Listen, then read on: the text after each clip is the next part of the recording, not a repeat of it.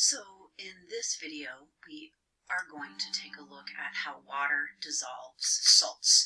So we're using sodium chloride, but any ionic substance is going to behave the same way.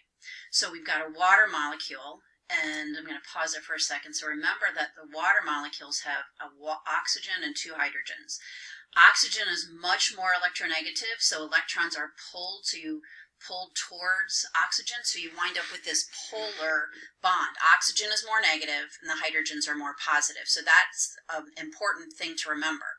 And then you have the salt over here, which is sodiums and chlorides, sodium ions and chloride ions.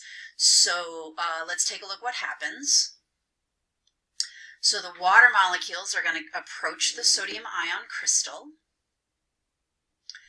and you've got, like I said, the polar part, you've got a polar water molecule, so the oxygen part is more negative, the hydrogen part is more positive. You've got sodium being more positive, you've got chloride being more negative.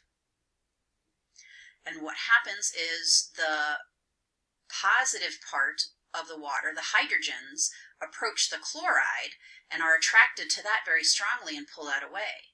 But then the oxygen side of the water is more attracted to the sodiums. And so you have something called hydration going on, where you have the hydrogens attracted to the chloride, surrounding the chlorides, and then you have the oxygen part surrounding the sodium ion part. And so as you stir, or even as it just sits there, natural motion is going to have the water molecules continually interact, and what you see happening is the salt crystal breaks apart because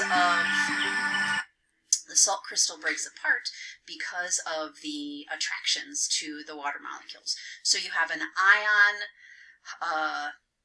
dipole attraction. The two dipoles of the water molecule are attracted to the ions of the crystal. And that's how any ionic compound is going to dissolve.